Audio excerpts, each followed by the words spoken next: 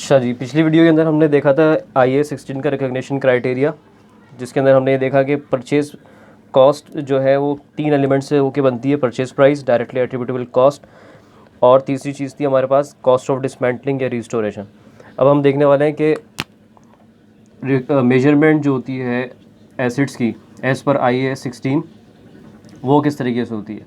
Recognition का आपको मैंने बताया कि इनिशियल रिकॉग्निशन जब हम कर लेते हैं उसके बाद सब्सिक्वेंट ईयर्स में ईयर ऑन ईयर हमारे पास 2 मॉडल्स हैं एज़ पर IA-16। पहला मॉडल है कॉस्ट, दूसरा मॉडल है रिवैल्यूएशन। ये दोनों जो हमारे पास मॉडल्स हैं ये दोनों डिफरेंट है। कॉस्ट मॉडल जो है वो हिस्टोरिकल कॉस्ट कॉन्सेप्ट के ऊपर है। ये प्रीवियस या पुराना मॉडल है जिसके अंदर हम एसिड को एक पर्टिकुलर कॉस्ट के ऊपर रिकॉर्ड कर रहे होते हैं और सब्सिक्वेंट ईयर्स के अंदर हम उसको डेप्रिशिएट कर रहे होते हैं, जो भी हमारा डेप्रिसिएशन का मॉडल होता है या हमारी पॉलिसी होती है। Revaluation model slightly new year concept है। इसके अंदर हम अपने एसेट को फेयर वैल्यू के ऊपर रिकॉर्ड कर रहे होते हैं और जो भी वेरिएशन आता है मार्केट प्राइस के अंदर उससे रिलेटेड जो भी हमारा एक्सेस या डिक्रीज़ होता है उसको हम लेके जाते हैं रिवैल्यूएशन सरप्लस में। तो इन दोनों कॉन्सेप्ट को देख लेते हैं। पहला जो कॉन्सेप्ट है कॉस्ट मॉडल, वो बहुत सिंपल और बहुत ही जिसको कहते हैं कि प्रैक्टिस के अंदर जो है मौजूद है। रिवैल्यूएशन स्लाइटली कंपैरेटिवली जो है ना कम है। तो कॉस्ट मॉडल जो है सर, कॉस्ट मॉडल में हमने रिकॉग्निशन जो अपनी की है एसेट की वो तो हमने की है कॉस्ट के ऊपर, जिसके अंदर 3 एलिमेंट शामिल हैं।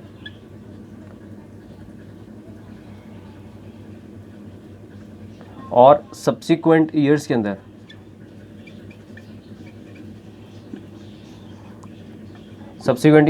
अंदर हम 2 चीज़ें कर रहे होते हैं। पहली चीज़ क्या है कि कॉस्ट के अंदर से हम लेस करते हैं एक्यूमुलेटेड डेप्रिसिएशन,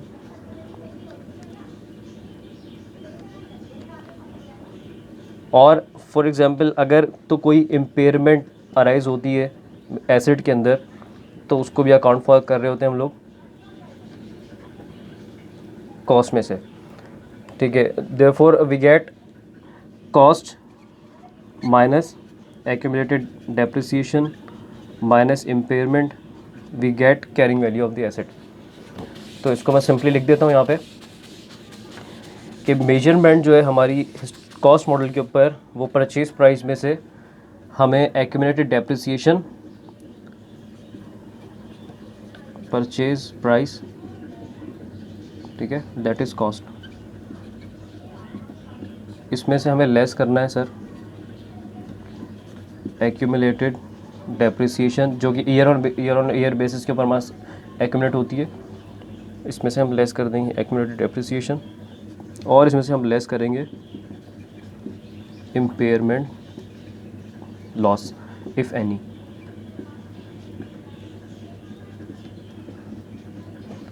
तो ये जब दोनों चीज़ें हम परचेज प्राइस से लेस कर देंगे तो हमारे पास आ जाएगा carrying value of the asset.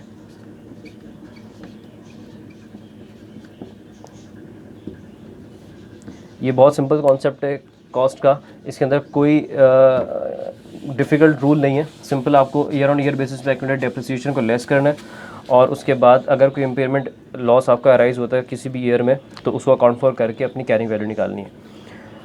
Sir दूसरा मॉडल हमारे पास आता है रिवैल्यूएशन का। ये स्लाइटली न्यू टॉपिक है लेकिन ये अब आहिस्ता आहिस्ता, क्योंकि IFRS कहता है कि अगर आपकी प्रेजेंटेशन इम्प्रूव होती है प्रोवाइडेड कि आपने एसेट अपना हिस्टोरिकल कॉस्ट पर रिकॉर्ड किया हुआ है, लेकिन अगर आपकी जो प्रेजेंटेशन है वो इम्प्रूव हो सकती है फेयर वैल्यू को यूज़ करते हो तो आपको फेयर वैल्यू यूज़ करना चाहिए। और अभी जो रिसेंट टाइम्स के अंदर प्रेफरेंस दी गई है वो रिवैल्यूएशन मॉडल को दी गई है। तो रिवैल्यूएशन मॉडल में जो इनिशियल रिकॉग्निशन होती है वो तो हम किस तरह कर रहे हैं कॉस्ट के बेसिस के ऊपर, क्योंकि इनिशियल रिकॉग्निशन के अंदर कोई हमारे पास दूसरा ऑल्टरनेट मौजूद नहीं है। तो जो कॉस्ट है जिसके अंदर 3 एलिमेंट हैं वो कौन कौन से हैं? पहला परचेज प्राइस, दूसरा डायरेक्टली एट्रीब्यूटेबल कॉस्ट और तीसरी चीज़ है कि अगर हमें एसेट को डिसमेंटल करने का कंस्ट्रक्टिव या लीगल ऑब्लिगेशन है तो उसको भी हम अकाउंट फॉर करेंगे। तो इनिशियल रिकॉग्निशन तो हमने कर ली। अब सब्सिक्वेंटली हम एसेट को किस तरह रिकॉर्ड करेंगे? सर एसेट को रिकॉर्ड करने के लिए हमारे पास कुछ कंडीशंस हैं जो मैं यहाँ लिखता हूँ।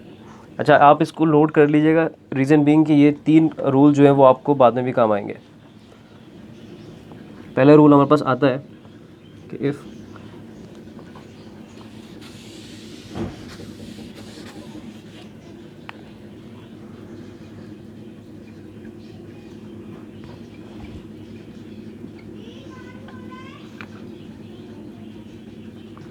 Three rules of revaluation. अगर हमने अपने एसेट को रिवैल्यूएशन पे मेजर करना है तो सबसे पहली चीज़ जो हमें देखनी है कि हम इसकी पीरियोडिकली रिव्यू करेंगे। क्या सर, क्या चीज़ रिव्यू करेंगे? उसकी जो रिवैल्यूएशन कॉस्ट है या उसकी फेयर मार्केट वैल्यू है वो उसको हम पीरियोडिकली देखेंगे कि वो अप टू डेट होनी चाहिए, और ये साल में एक दफ़ा तो आपको लाजमी करना है। नंबर 2 हमारे पास आता है सर, कंसिस्टेंट पॉलिसी होनी चाहिए। फॉर एग्ज़ाम्पल, अगर मेरे पास बिल्डिंग है और मल्टीपल बिल्डिंग्स हैं लेकिन वो फॉल करती है एक क्लास ऑफ एसेट में, दैट इज़ बिल्डिंग। तो अगर मैं एक बिल्डिंग को फेयर वैल्यू के ऊपर रिकॉर्ड कर रहा हूँ या रिवैल्यूएशन पे कैरी कर रहा हूँ तो मैं सारी बिल्डिंग्स को रिवैल्यूएशन के ऊपर ही कैरी करूँगा। तो इसलिए ये कंसिस्टेंट पॉलिसी होती है। यहाँ पे चेरी पिकिंग हम नहीं कर सकते। एक क्लास ऑफ एसेट के लिए अगर कोई एक एसेट को मैंने रिवैल्यूएशन पे कैरी करना है तो मैं सारे एसेट्स को उसी क्लास के अंदर रिवैल्यूएशन पे ही कैरी करूँगा।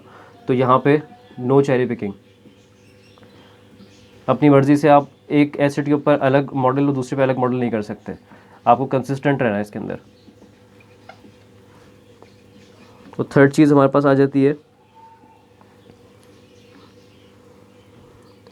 डेप्रिसिएशन।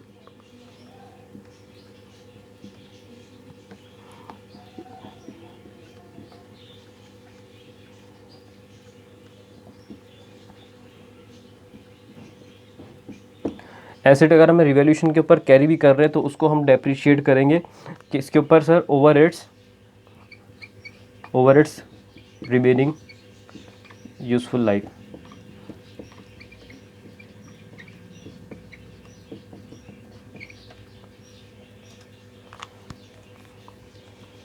ये हो गया हमारा रिकग्निशन क्राइटेरिया। अब जो रिवैल्यूएशन सरप्लस के अंदर कितना अमाउंट जाना चाहिए, रिवैल्यूएशन लॉस अगर अराइज होता है तो क्या होना चाहिए, प्रॉफिट एंड लॉस अकाउंट के अंदर कितना अमाउंट लेके जाए, ये हम देखते हैं नेक्स्ट वीडियो के अंदर। आई होप ये कॉन्सेप्ट आप लोगों को समझ आया होगा। Thank you.